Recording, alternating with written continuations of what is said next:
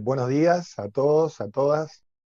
Les cuento que presido esta Asociación Internacional de Aprendizaje Experiencial. Nuestra, nuestra actividad se apoya básicamente en en dos pilares. Uno es la formación y la certificación de profesionales en aprendizaje experiencial y en turismo experiencial. Y otra es la consultoría orientada al desarrollo organizacional y del talento humano.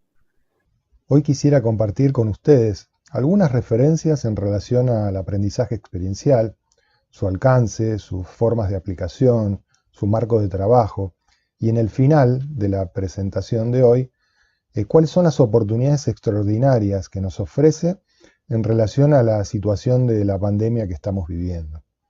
Como ejes organizadores de la charla, les voy a proponer explorar estas dos preguntas. La primera es qué es el aprendizaje experiencial y la segunda es cómo el aprendizaje experiencial nos puede ayudar para seguir fortalecidos de esta situación que nos toca vivir en el día a día. Vamos por la primera entonces. ¿Qué es el aprendizaje experiencial? El aprendizaje experiencial, como lo dice de alguna manera su definición, es aprender a partir de la experiencia, es aprender a partir del hacer. Es en cierta forma ir desde una práctica, involucrarme en una experiencia y desde esa misma práctica construir una teoría. El aprendizaje experiencial es la manera natural de aprender. Eh, los niños hasta que son escolarizados, todo lo aprenden experiencialmente. Así aprendemos a caminar, así aprendemos a hablar, aprendemos a andar en bicicleta. Y después vamos perdiendo esta capacidad con con la escolarización. Eh, la vamos perdiendo porque vamos incorporando una nueva forma de aprender, que es precisamente la inversa, ¿no? Ya aparece la figura de un maestro, de un docente que nos enseña una teoría y después nos enseña cómo hacer práctica para poder integrar esa teoría. Lo sorprendente de este presente en el que nos encontramos es que podríamos decir que todo el planeta, absolutamente todo el planeta se encuentra como en modo de aprendizaje experiencial.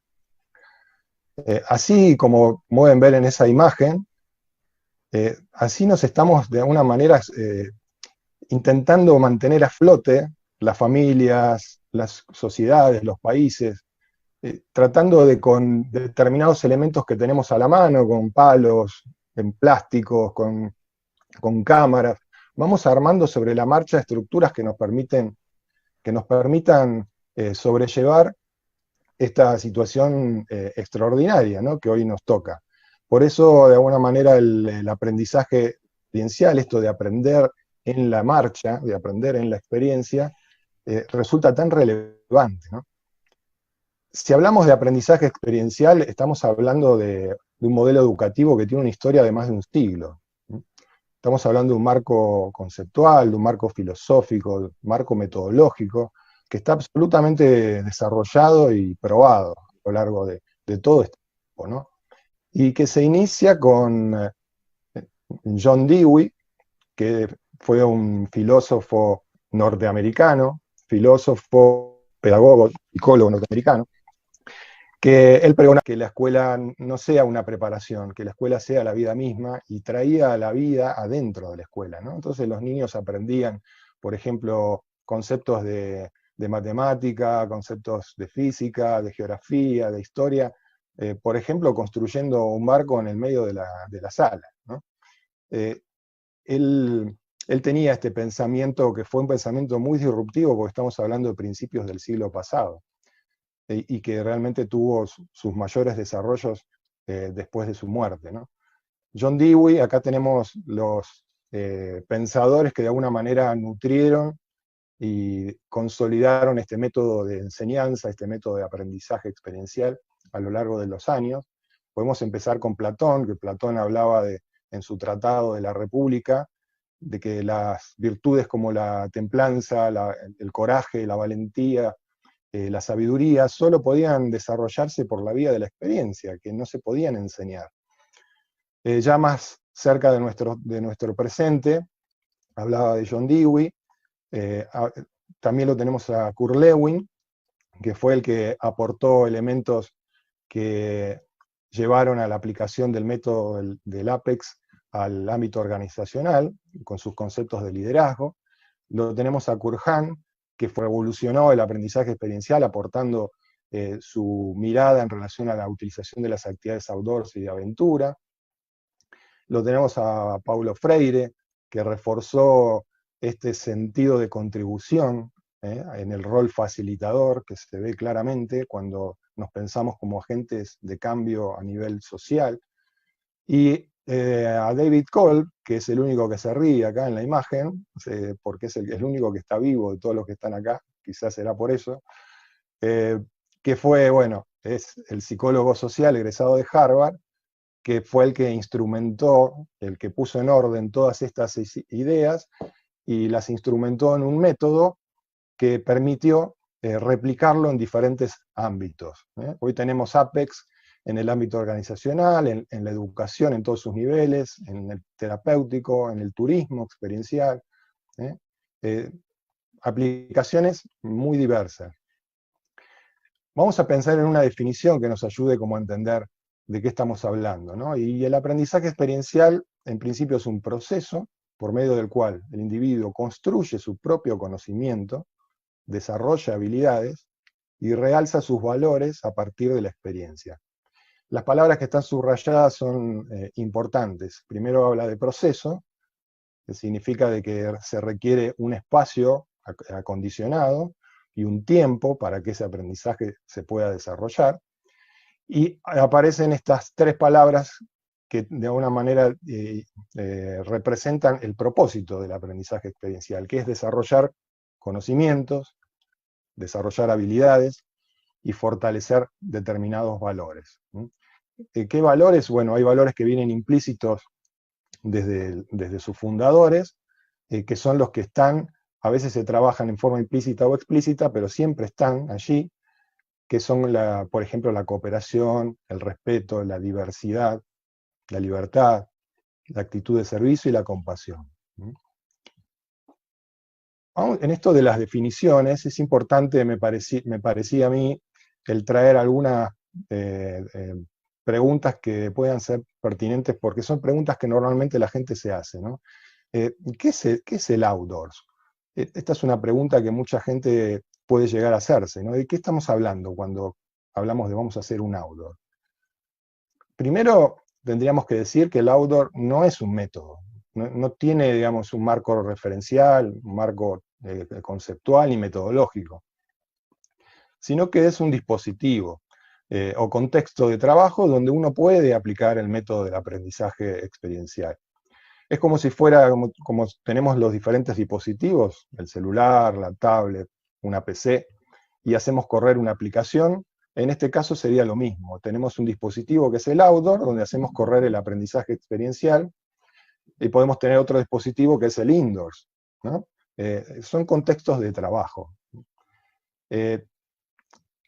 Cuando hablamos de outdoor, hablábamos yo lo mencioné antes, de Kurt Hahn, que fue el que revolucionó el APEX trayendo el primer programa donde se utilizaron actividades de lo que hoy llamamos cuerdas altas, cuerdas bajas, actividades de aventura.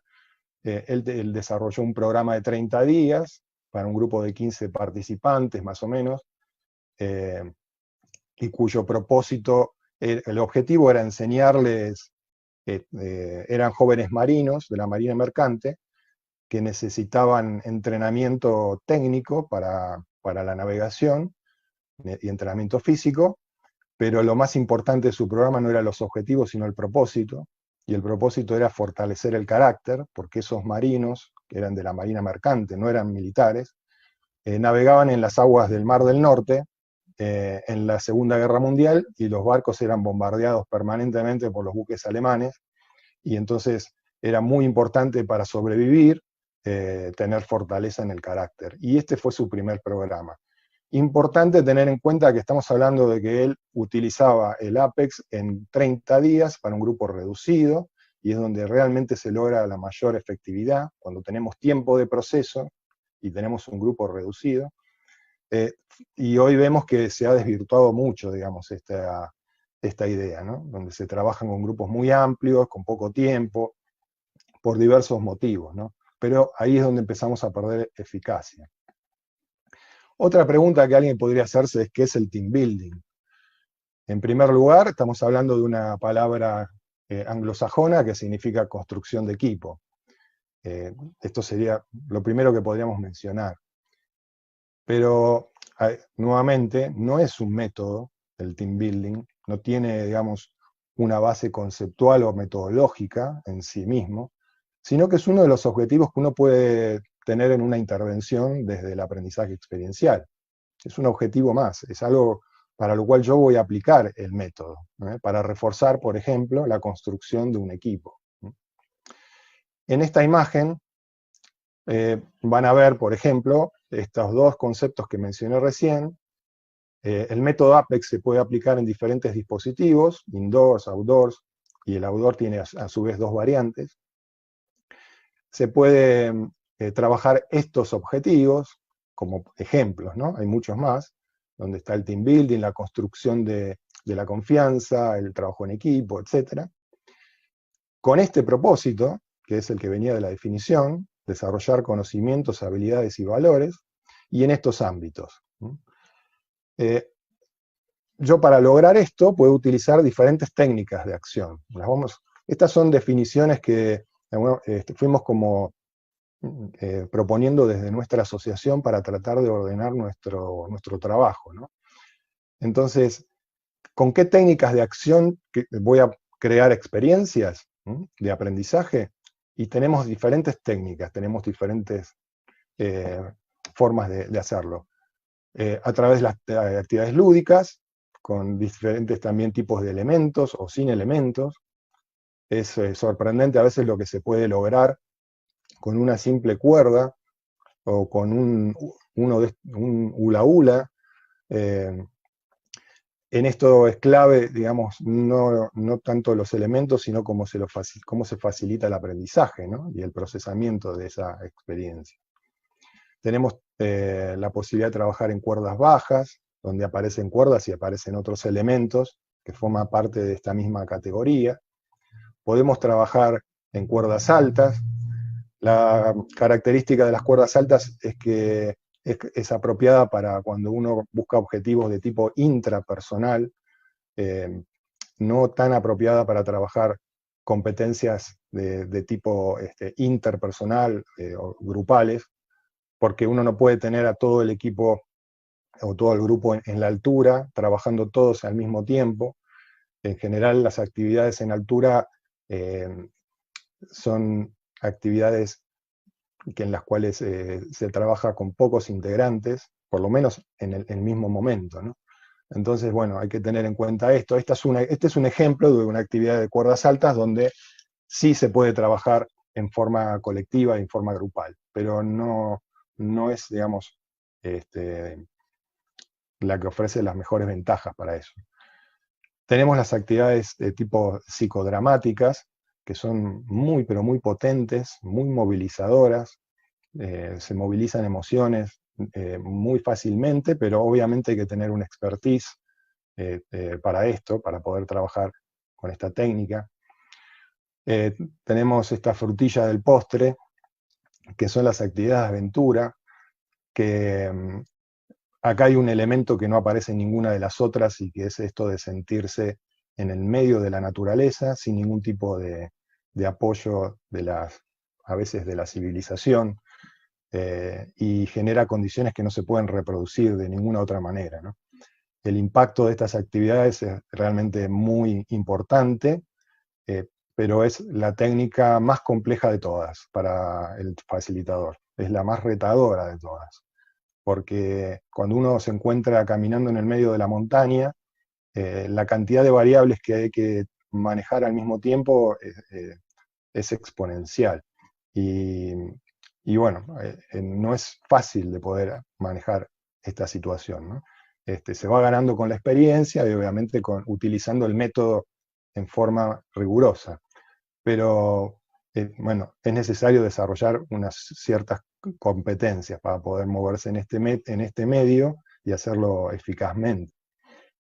Tenemos otros tipos de técnicas, las agropecuarias, las artísticas, las comunitarias, las actividades de tipo didácticas, del trabajo por proyectos. Hay muchísimas técnicas que uno puede aplicar desde el aprendizaje experiencial. Uno podría decir, bueno, pero ¿cuál es la mejor? Son diferentes y depende del grupo del cual se trate, cuál voy a utilizar y de cuál es la tarea que convoca a ese grupo. Si bien las técnicas de acción son importantes, es mucho más importante que la técnica es cómo uno las procesa, esas experiencias, ¿no? Es lo que hace realmente la diferencia. El procesamiento de la experiencia es lo que hace la diferencia. Ya que hablamos de tarea, uno podría preguntarse, bueno, pero ¿y cuál es la tarea de un facilitador? Claramente la tarea del facilitador no es la tarea de un docente, porque no estamos allí para enseñar nada. Tampoco es la tarea de un instructor, ni de un consejero. Nosotros no damos consejos, no enseñamos, no le decimos al grupo qué es lo que tiene que hacer y qué es lo que no tiene que hacer. Y entonces uno se podría preguntar, bueno, ¿y para qué estás? ¿No? Sí, digamos, ¿qué es lo que vas a hacer entonces cuando estás al lado de un grupo? Y la facilitación en aprendizaje experiencial fundamentalmente tiene que ver con dos apuntalamientos o dos objetivos, ¿no? Para un facilitador. Uno es el de crear condiciones para que aparezca un aprendizaje que sea significativo. Un aprendizaje significativo es aquel que provoca un cambio, ya sea en la manera de pensar, en la manera de sentir, en la manera de comportarse, o en la manera de resistirse. Porque también podemos trabajar en un nivel terapéutico sobre los mecanismos defensivos de un grupo o los mecanismos defensivos de los sujetos dentro de un grupo. La palabra clave es el cambio, ¿no? ¿Cómo creamos condiciones? Bueno, eligiendo las actividades, el tipo de actividad, eligiendo los escenarios, eligiendo la secuencia en la cual vamos articulando una actividad con la otra. En esto, básicamente, es importante la etapa de diseño y la de rediseño en la marcha. Creamos condiciones cuando nuestra facilitación se ajusta a lo que el grupo está necesitando y no al revés, cuando el grupo se ajusta o se adapta a lo que yo estoy proponiendo, o a veces, muchas veces, a lo que el facilitador está necesitando, ¿no? El grupo no está para satisfacer mis necesidades, sino que yo estoy para satisfacer las del grupo. Y para que esto sea posible, es necesario estar muy atentos a ese acontecer grupal, el poder hacer una lectura de cuáles son las tensiones y las fuerzas que se mueven dentro de un grupo, poder ver cómo se están articulando los roles y al servicio de qué están esos roles, para uno poder intervenir y ajustar el plan que traía en función de lo que estoy viendo de que es más pertinente para la tarea y más operativo y que me permita un mayor apalancamiento del aprendizaje. Muchas veces sucede que uno tiene planificado toda una secuencia, una estructura, escenarios, etc., y aparecen situaciones grupales que me ponen frente al umbral de tener que o modificar parcialmente lo que estoy presentando, o a veces directamente correr la planificación y armar una nueva planificación en ese mismo momento, porque aparece un emergente grupal que me trae una situación a la superficie, que es la que realmente está condicionando todo su funcionamiento. Yo puedo estar trabajando el liderazgo, a lo mejor en un entrenamiento, y aparece una situación de un conflicto entre dos integrantes, que es lo que realmente estaba trabando toda la toma de decisiones en ese grupo, y hasta que eso no se destrabe, no hay más nada que pueda hacer, o sea, no tiene sentido seguir promoviendo el desarrollo de la habilidad del liderazgo hasta que no se aflojen estas tensiones y aborde esa necesidad, ¿no? Esto es lo que hace la diferencia entre una buena facilitación y una facilitación extraordinaria, ¿no? Cuando uno está muy presente y muy consciente de lo que allí está sucediendo e interviniendo en función de eso desde la base de una planificación. El segundo punto, además de crear condiciones, es abrir oportunidades para el aprendizaje significativo. Y abrimos oportunidades fundamentalmente desde nuestras intervenciones. Hay distintos tipos de intervenciones que uno puede tener. Desde el rol facilitador, la intervención más importante es la pregunta. Es cómo utilizar la pregunta. Entonces, yo creo condiciones sabiendo elegir la pregunta correcta, el momento correcto para hacerla, la actitud correcta para formularla. Va a importar mi tono de voz, va a importar la mirada, la posición corporal.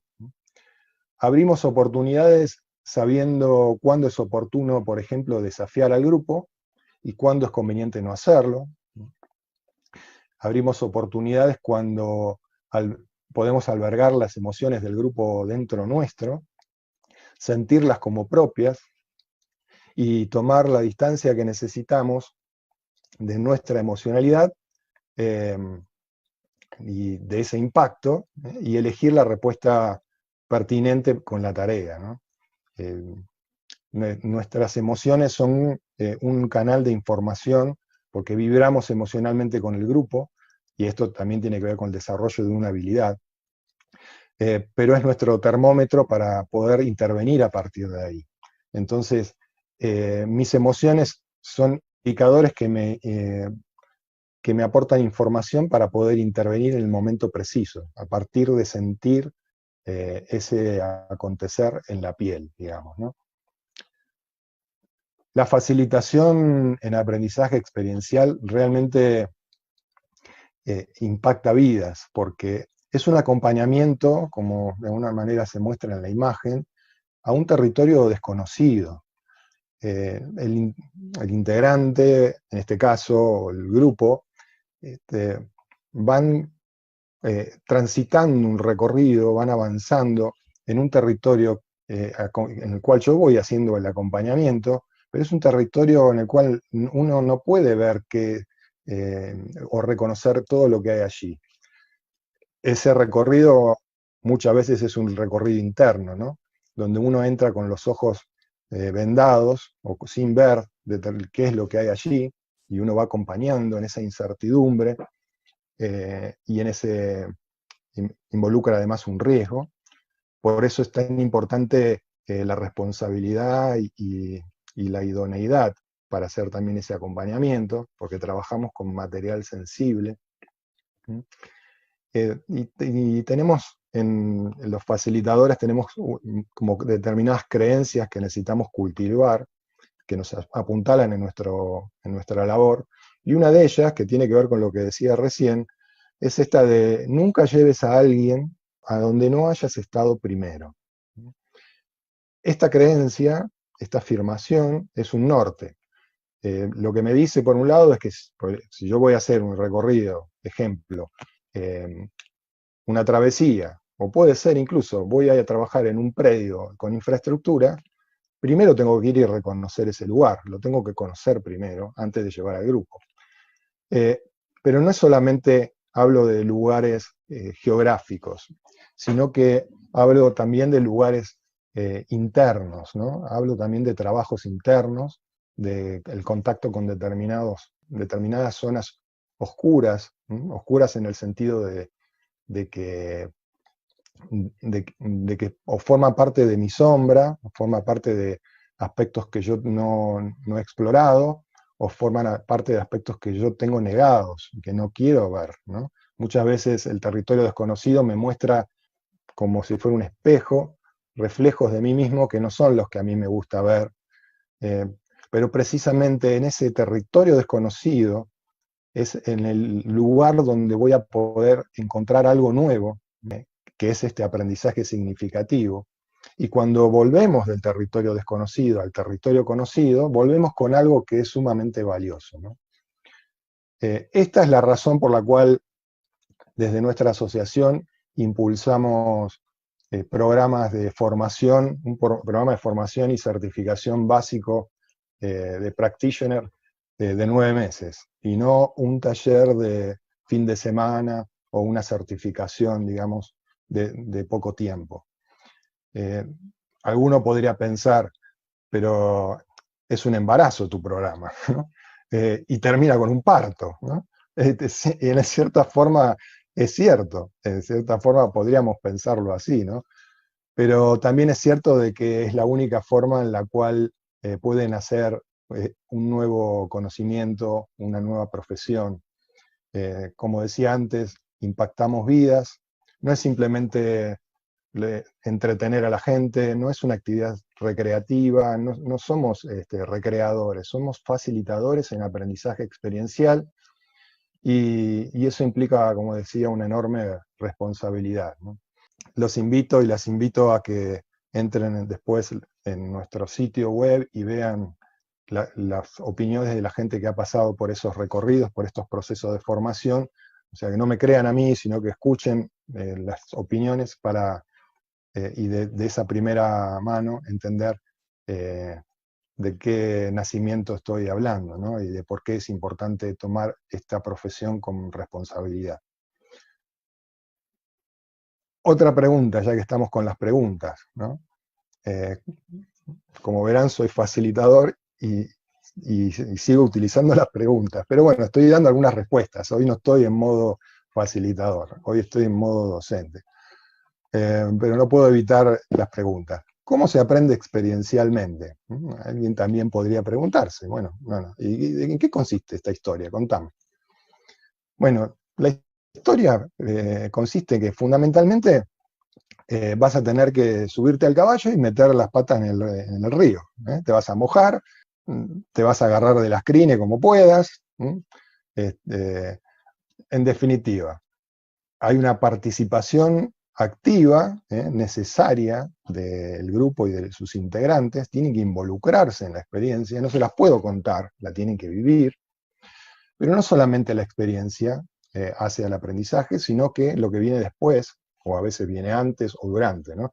Pero digamos, tiene que haber un acompañamiento reflexivo de la experiencia, y es una reflexión crítica, es una reflexión a veces autocrítica, para poder extraer elementos de esa experiencia que a mí me permitan acceder a un aprendizaje que tenga a su vez, y esto es sumamente importante, y muchos programas fracasan en esta instancia, que sea sumamente aplicable, o sea, que tenga una aplicación directa a algo que a mí me interese aplicar. O sea, tiene que haber experiencia, tiene que haber una reflexión o un análisis de la experiencia, y yo tengo que extraer un aprendizaje que para mí sea aplicable inmediatamente. Cuando digo para mí, no es para el facilitador, es para cada uno de los integrantes del grupo. Esta es como, así a grandes líneas, yo les hablé del embarazo, les hablé de partos, les hablé de un montón de cosas. Acá estoy resumiendo, digamos, en una imagen, algo que es mucho más complejo, pero esto, digamos, es lo que me interesa que puedan entender. Acá estamos hablando de que esa utilidad significa de que lo que viví es en ese taller experiencial, o en esa jornada, bueno, tengo que llevarme de ahí una utilidad directa para el ámbito en el cual yo me interese aplicarlo, ¿no? El aprendizaje experiencial tiene diferentes ciclos, o fases, más que ciclos, tiene diferentes fases. David Cole propuso, hay otros modelos, además del de David Cole, de 4 fases, propuso este modelo, que es, como ven aquí, la imagen es una especie de espiral, ¿no? Esa espiral es una espiral que es la que nos va a orientar en el recorrido del proceso de aprendizaje que vamos a ir haciendo desde la experiencia, que el grupo va a ir haciendo desde la experiencia. Ese espiral, o vamos subiendo en esas vueltas de espiral, a través de diferentes fases. Todo se inicia, como dije en el primer slide, todo se inicia en la fase de la experiencia. Es el punto de partida. Aquí en la experiencia, el grupo está viviendo algo que yo les propuse a través de una técnica de acción y que tenía que ver con un objetivo. Por ejemplo, podríamos hablar de que estamos trabajando la toma de decisiones, es un grupo a lo mejor de gerentes, es un grupo de líderes, y que tienen problemas para poder tomar decisiones por la vía del consenso, que a lo mejor puede haber determinados integrantes que son los que en general le proponen a los otros el rumbo a seguir, y los demás, y hay algunos que no participan en la toma de decisiones, y se está necesitando de la inteligencia de todo ese grupo para tomar decisiones frente a una situación como podría ser la actual. Entonces, por ejemplo, una actividad de una travesía, donde están con una carta topográfica, una brújula en el medio de la montaña y teniendo que tomar decisiones. En algún momento vamos a interrumpir esa experiencia y vamos a pasar a la fase 2, que va a ser una fase, como decía, de reflexión, donde hay una pregunta que es, digamos, la pregunta orientadora en relación a esa fase, y que a todos los facilitadores nos sirve porque es la que cuando no sabemos qué preguntar, esta es la pregunta que tenemos que utilizar. ¿Qué pasó en la experiencia?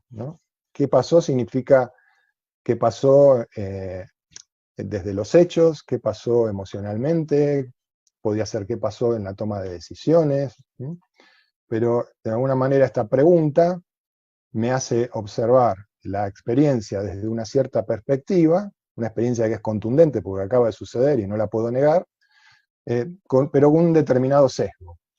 ¿Qué es lo que genera esta fase 2? Sería, genera información que sale de la experiencia, que no estaba en la conciencia todavía, porque nadie se hizo la pregunta.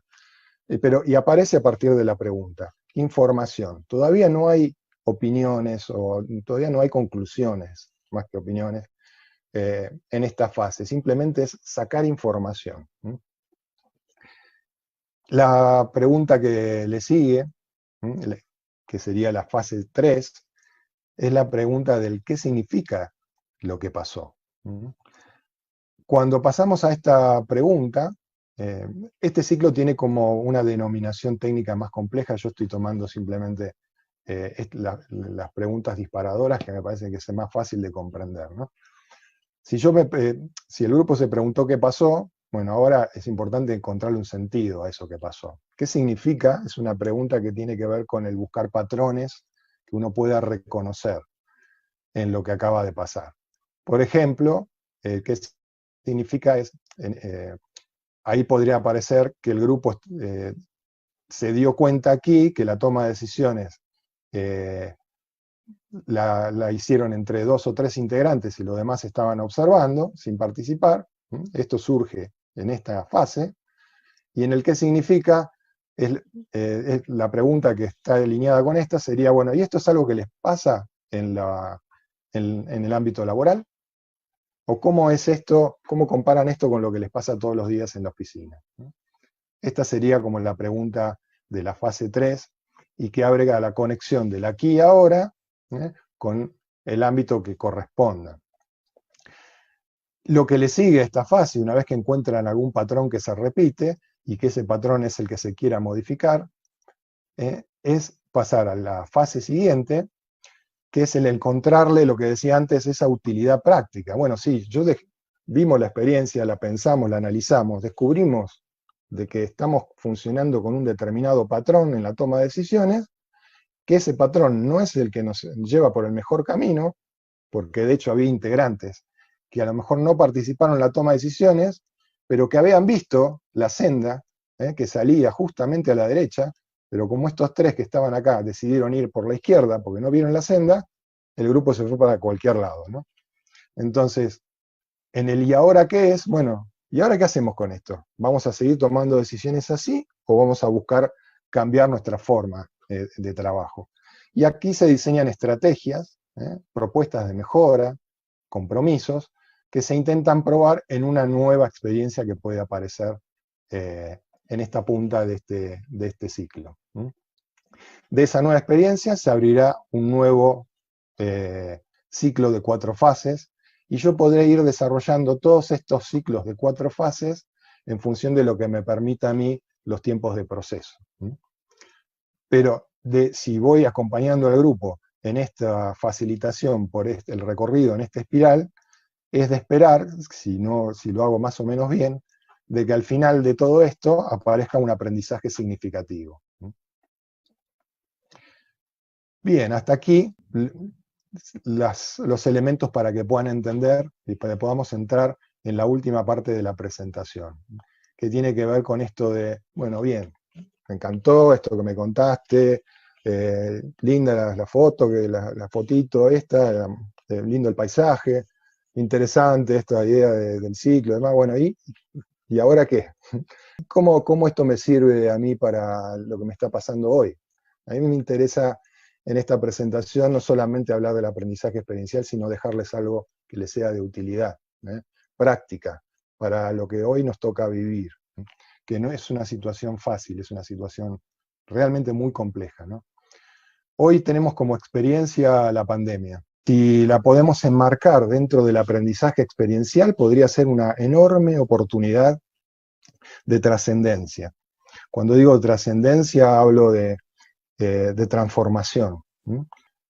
Si lo enmarcamos desde el Apex, la pregunta que le sigue a esto sería la pregunta de, bueno, ¿qué me está pasando con esta situación? Algo que quisiera agregar antes de meterme en el ciclo Apex, y que me parece interesante, como para ponerlo de fondo, digamos, de este ciclo, es que estamos todos en un proceso de duelo, nos hayamos dado cuenta o no. Hay cosas que hemos perdido en el camino. Hemos perdido libertades, hemos perdido en algunos casos fuentes de ingreso, hemos perdido trabajo, hemos perdido el contacto con nuestros seres queridos o con nuestros amigos. Hay un montón de cosas que estamos perdiendo a través de la pandemia. Y cuando hablamos de pérdida, hablamos de que la forma de transitar las pérdidas es a partir de procesos de duelo. El ciclo del Apex es una forma de poder transitar ese ciclo de duelo que yo les quiero compartir. Lo primero que aparece frente a la pérdida de algo que es relevante, importante para mí, en general es la negación. Y si miramos lo que nos está pasando en la pandemia, vemos situaciones de negación todos los días, ¿no? Y vemos las consecuencias que genera también la negación. Pero la negación es algo natural en el ser humano, no es que esté mal, forma parte del proceso de duelo. Empezamos negando, no, es la población de riesgo, no te preocupes, ¿no? Como que seguimos con esta negación que en algún punto es saludable y en algún punto no lo es, ¿no? Porque salir de la negación, la pregunta del qué pasó, me empieza a sacar de la negación. Porque si sigo preguntándome qué pasó, ya no voy a decir, bueno, no, esto le pasa a otros, sino empiezo a ver qué me está pasando a mí, y a mí me está pasando cosas importantes, estoy perdiendo cosas que valoro. Y si empiezo a ver eso, naturalmente voy a ir como al encuentro con el dolor, por la pérdida. Antes del dolor, en los procesos naturalmente de duelo, aparece el enojo, ¿no? La bronca. Bueno, ¿y por qué a mí? Ahora me di cuenta todo lo que perdí, ¿no? ¿Y por qué a mí? ¿Por qué ahora? Ahí forma parte también en esto de esta irritabilidad, de este estrés que nos genera la pérdida. Y esto es natural que suceda, ¿no? Pero en la medida que seguimos avanzando, vamos a tomar contacto directo con el dolor. Y eso es importante porque en el dolor, donde aparece el reconocimiento de la pérdida, uno puede empezar a hacer balances y uno puede también salir de la mirada de lo que perdí para empezar a mirar lo que puedo ganar. Esta sería, dentro del ciclo del Apex, la fase 3, la pregunta del qué significa la pandemia para mí.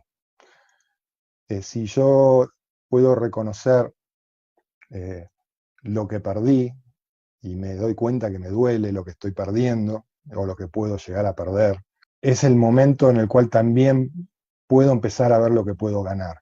Si, hasta que yo no tome contacto con lo que perdí, es muy difícil encontrar lo que puedo ganar, empezar a ver las oportunidades. Ahí aparece el encontrarle el sentido a la pandemia. ¿Qué es lo que la pandemia viene a decirme? A mí, no a la humanidad, a mí, en mi día a día, en mi vida personal.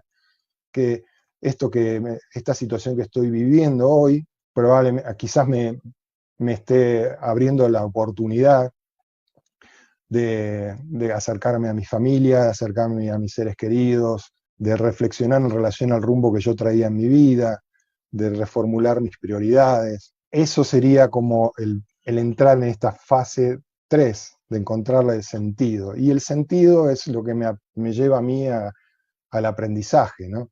Bueno, si ahora le encuentro el sentido, y ahora qué, sería, bueno, ¿qué hago mañana? Ya me di cuenta de lo que me duele, me di cuenta de lo que perdí. A partir de esto empiezo a reconocer que hay cosas que yo no estaba viendo en mi día a día, a lo mejor, y que la pandemia me está ayudando a verla, y hoy ya puedo empezar a tomar decisiones, ¿no? Hoy ya puedo empezar a trazar el rumbo de una nueva vida. Esta es una oportunidad de trascendencia, ¿no?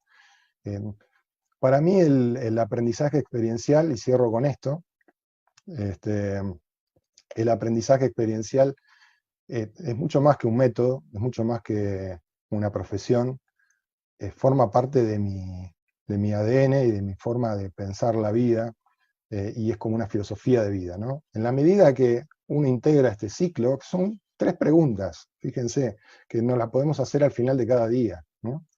Y esto lo vamos repitiendo, que aparece todos los días la oportunidad de aprender. Y me parece que es el aporte más valioso que tiene.